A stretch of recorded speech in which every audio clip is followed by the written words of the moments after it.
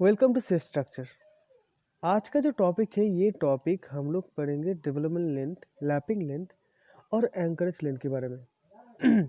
ये topic important है आपका इंटरव्यू क्वेश्चन के लिए एज वेल एज आपका प्रैक्टिकल में। ये लेंथ आप जब बीबीएस करोगे तो ये चीज़ का नॉलेज आप लोगों को होना चाहिए। तो पहले तो पढ़ेंगे डेवलपमेंट लेंथ, उसके बाद लैपिंग और anchorage length one by one. देखिए इंट्रोडक्शन। कंक्रीट और स्टील के बीच जो बॉन्डिंग है ये बहुत इंपॉर्टेंट हो जाता है। अगर ठीक ठाक से हम लोग बॉन्डिंग और डेवलपमेंट लेंथ प्रोवाइड नहीं करते ठीक ठाक से, तो वो बॉन्ड स्लिप होने का चांस रहता है। तो इसलिए इम्पोर्टेंट हो जाता है सपोर्ट में। और हम लोग जब स्टीलों के लैपिंग करवाते हैं तब भी ये चीज़ हम लोगों को ध्यान देना पड़ता है कि वहाँ पर ठीक ठाक से लेंथ प्रोवाइड किया है या नहीं, ठीक ठाक से वो स्टील और कंक्रीट के बीच बॉन्डिंग मेंटेन है या नहीं। ये चीज़ हम लोगों को सोचना पड़ेगा। तो ये पूरे टॉपिक में हम लोगों का की फोकस रहेगा डेवलपमेंट लेंथ। इसी से ही हम लोग फर्दर लैपिंग लेंथ और एंकरेज लेंथ के बारे में डिस्कस करेंगे। ठीक है, डेवलपमेंट लेंथ ये एक मिनिमम लेंथ है। जो मिनिमम लेंथ हम लोगों को ये प्रोवाइड करेगा कि ये जो बॉन्ड स्टील और आरसीसी स्ट्रक्चर में, स्टील और कंक्रीट के बीच में है, ये स्टेबल रहे।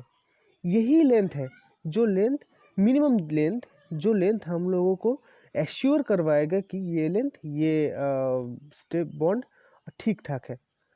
तो ये कैसे हम लोग कैलकुलेट करेंगे? देखिए इसका फंडा, बेसिक फंडा ऐसा है कि आप लोग एक बीम को देखोगे, सॉरी, देखिए आप लोग जब एक बीम को देखोगे तो बीम कुछ इस तरह से है।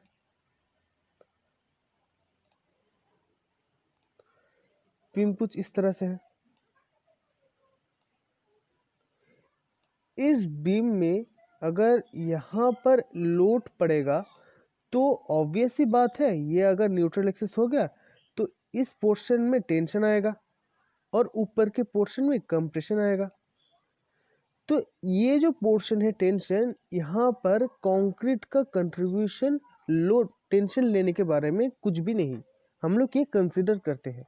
यहाँ का जो टेंशन है, ये टेंशन हम लोग कंसिडर करते हैं कि ये पूरा टेंशन लेता है स्टील, और ऊपर का जो कंप्रेशन है, ये पूरा का कंप्रेशन लेता है कंक्रीट। तो ऑब्वियस सी बात है, यहाँ पर अगर कोई स्टील रहेगा तो उस स्टील को हम लोग कट करके अगर यहाँ पर एक स्टील को मेजर कंडीशन में दिखाएंगे तो कुछ ऐसा फ्री बॉडी डायग्राम आएगा कि इस डायरेक्शन में इसका टेंशन आ रहा है। देखिए अगर इसमें टेंशन होगा, ये ऐसे बेंड करेगा ना, तो ऑब्वियस सी बात है नीचे टेंशन आएगा। ठीक है ना, नीचे टेंशन आएगा दोनों तरफ, ये ऐसे नीचे टेंशन आएगा और ऊपर कंप्रेशन आएगा ऊपर। तो नीचे टेंशन जो है वो स्टील ले रहा है, तो ये अगर टेंशन यहाँ पर आ गया तो ये चीज़ इधर मूव करने की कोशिश करेगा। तो लेकिन इसको स्टेबल रखने के लिए कुछ तो चाहिए जो इसको स्टेबल रखेगा। वो स्टेबल करने का जो लिए जो कुछ चाहिए वो चीज़ है रेजिस्टिंग फोर्स, जो यहाँ पर स्टील के पूरे सरफेस पे काम करता है, जो स्टील और कंक्रीट के बीच में बॉन्डिंग स्ट्रेस है इसके बारे में वो चीज़। तो ये देखिए कैसे काम कैसे करता है। ये देखिए टाउ बी डी, ये टाउ बी डी है जो ये रेजिस्टिंग स्ट्रेस है, बॉन्ड स्ट्रेस हम लोग कहते हैं। ये बॉन्ड स्ट्रेस के साथ हम लोग एरिया मल्टीप्लाई करेंगे तो फोर्स हो जाएगा। कौन सा एरिया हो गया? Surface area. सरफेस मतलब इसका पेरीमीटर हो गया पहले पाई आर या कुछ भी, ये पाई, यहाँ पर हम लोग पाई फाई, फाई इसका डायमीटर ले रहे हैं, तो इसका पाई पाई फाई इनटू लेंथ, कौन सा? जो मिनिमम लेंथ है, जो मिनिमम लेंथ है इस टेंशन फोर्स को रेजिस्ट करने के लिए मिनिमम लेंथ चाहिए, वो लेंथ हम लोग लेंगे।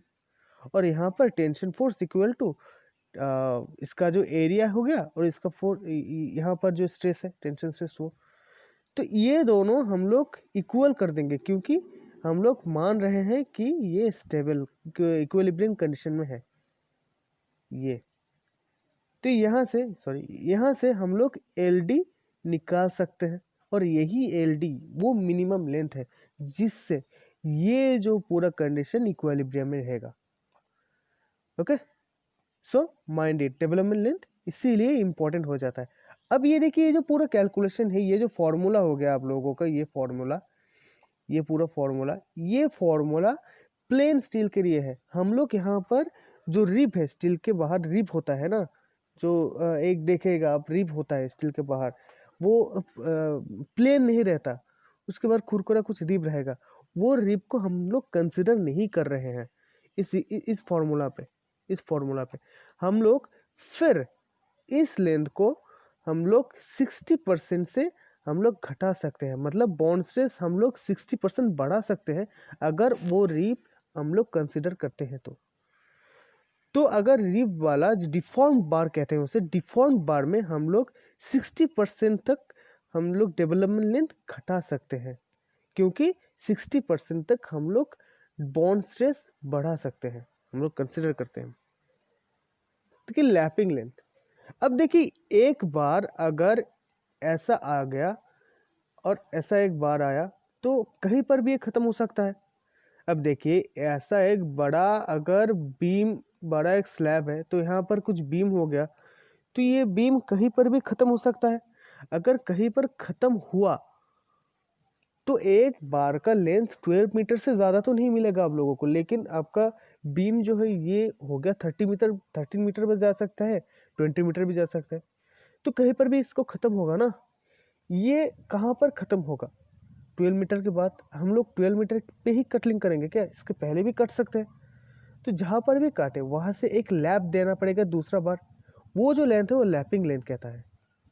तो ये बार कहाँ पर हम काटे नहीं काटे, इसका बारे में भी बहुत से डिटेल बातचीत है जो हम लोग फ्यूचर में करेंगे दूसरे वीडियो में, लेकिन फिलहाल लैपिंग लेंथ क्या है ये जान लीजिए। लैपिंग लेंथ ऐसा एक लेंथ है जो एक बार एक रेनफोर्समेंट के साथ और एक रेनफोर्समेंट का जो लैप है, ये जो लैप हो गया, यहाँ पर हम जो फिर इसे बांधते हैं वायर से, ये जो लैपिंग लेंथ है यहाँ तक, यहाँ से लेकर यहाँ तक, ये दोनों के बीच लैपिंग, ये है लैपिंग लेंथ। तो ये कितने तक हम लोग प्रोवाइड करेंगे? देखिए पहली बात तो ये लैपिंग सिर्फ 36 mm तक ही हम लोग लैपिंग प्रोवाइड कर पाएंगे, उससे ज़्यादा हो गया तो हम लोग वेल्ड करना पड़ेगा हम लोगों को, वो दूसरी चीज़ है। तो 36 mm तक हम लोग ये लैपिंग प्रोवाइड कर सकते हैं, उससे ज़्यादा वेल्ड करना पड़ेगा। अभी देखिए the lapping length including anchorage value of hooks for bar in flexural tension shall be LD और 35। अब ये चीज़, अब अगर एक बार टेंशन में है, टेंशन जोन में किसी बार का लैपिंग लेंथ कितना होगा, 35 या LD, जो ज़्यादा होगा वो प्रोवाइड करेंगे, ठीक है। The same for direct tension shall B 2LD। अगर ये डायरेक्ट टेंशन हो गया, डायरेक्ट टेंशन फोर्स हो गया, तो इन केस में हम लोग 2LD, LD नहीं 2LD प्रोवाइड करेंगे, और 35, इन दोनों में से जो ज़्यादा है वो प्रोवाइड करेंगे। अगर कंप्रेशन हुआ तो LD और 24/5 ये प्रोवाइड करेंगे। ये हम लोगों को ध्यान रखना है, यही चीज़ हम लोग प्रैक्टिकल फील्ड में भी देखते हैं। जनरली यहाँ पर जो वर्कर्स हैं, इंजीनियर्स हैं, इसीलिए सेफर साइड के लिए हर एक बार को 50D कंसिडर कर लेते हैं, ठीक है। अब देखिए एंकरेज लेंथ, ये एंकरेज लेंथ बहुत इम्पोर्टेंट इसलिए है क्योंकि ये सपोर्ट में बहुत मेजर रोल निभाता है, सपोर्ट में।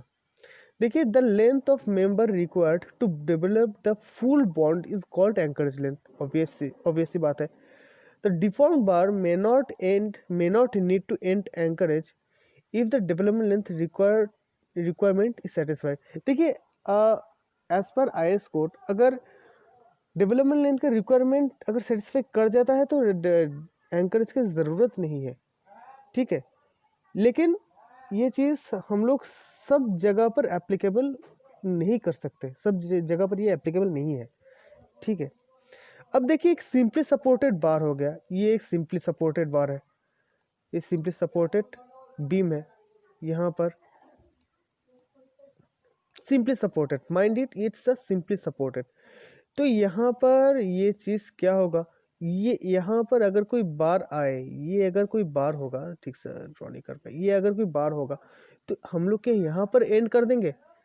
अगर ये बार, सॉरी इसे ठीक तरह से, हाँ, तो यहाँ पर अगर हम लोग की यहाँ पर कहाँ पर इसे एंड करें, ये बार यहाँ तक, यहाँ तक या यहाँ तक, ये हम लोगों को डिसाइड करना पड़ेगा। सिंपल सपोर्टेड के मामले में हम लोगों को ये LD/3, क्या LD/3 यहाँ तक, ये LD/3 मतलब कि ये यहाँ से LD/3 तक इसको ले जाना पड़ेगा।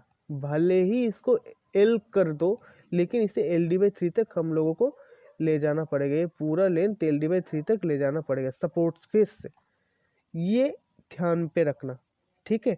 और इसे चेक करेंगे हम लोग इस फॉर्मूले से, तो यहाँ पर 1.3 भी हम लोग कंसिडर करते हैं, 1.3, ठीक है।